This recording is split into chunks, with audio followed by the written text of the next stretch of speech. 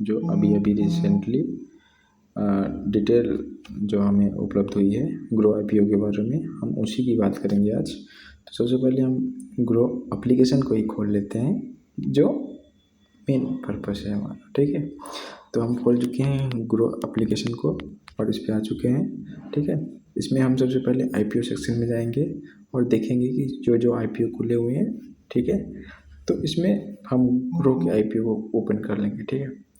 तो जो ग्रो का आने वाला IPO है वो 4 नवंबर को आने वाला है, 4 नवंबर 2025, ठीक है।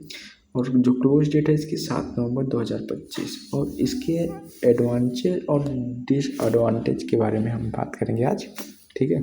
इसका जो मिनिमम इन्वेस्टमेंट में 14,250 का है, ठीक है। प्राइस रेंज जो है बहुत ही अच्छी है, ठीक है।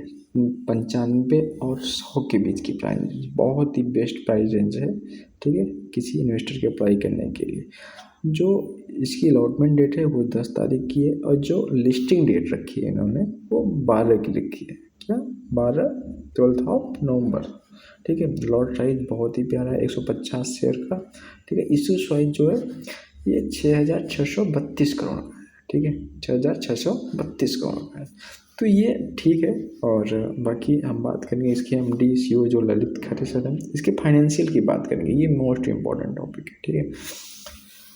फाइनेंशियल जो है ये कंपनी प्रॉफिटेबल है, ठीक है, अच्छा खासा प्रॉफिट है।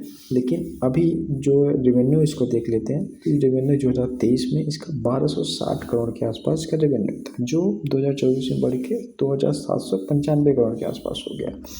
आते आते दोस्तों ये 2025 तक 4,000 करोड़ के पार हो गया, क्या 4,000 के पार। अब इसका प्रॉफिट देख लेते हैं हम लोग।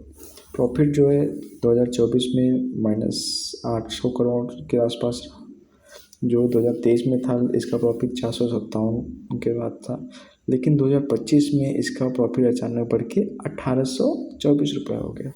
तो ठीक ठाक कंपनी पॉजिटिव है, ठीक है। एसेट्स भी देख लेते हैं। एसेट्स में इसके रेवेन्यू एसेट्स भी बढ़े, 23, 24, 25 तीनों ईयर के एसेट्स जैसे देखने को आपको मिल रहा है, ये सब चीज़ें बढ़ी दिख रही हैं, ठीक है। इसके अलावा क्या क्या देखना होता है हमें किसी IPO को अप्लाई करते समय, कंपनी के फंडामेंटल, कंपनी क्या PE रेशियो क्या है, कंपनी की वैल्यूएशन क्या है, कंपनी करती क्या है, किस सेक्टर, कंपनी की फाइनेंशियल ग्रोथ क्या है, कंपनी के पास डेब्ट क्या है, ठीक है। और सबसे इम्पोर्टेंट बात यह है कि किसी IPO में अप्लाई करते समय उसकी GMP जरूर देखें, क्या GMP।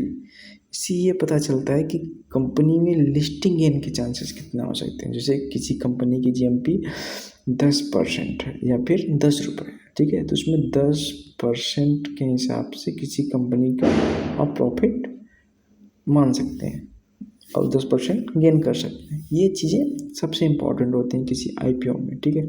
और IPO से अप्लाई करने के बाद कुछ चीज़ें ज़रूर ध्यान रखें, जैसे डेब्ट, फाइनेंशियल, फंडामेंटल, टेक्निकल, कंपनी की फाइनेंशियल ग्रोथ क्या है, कंपनी किस सेक्टर की है, किस सेक्टर में इसकी ग्रोथ क्या हो सकती है, ठीक है, फ्यूचर ग्रोथ, ये सब चीज़ें ज़रूर ध्यान रखें। धन्यवाद।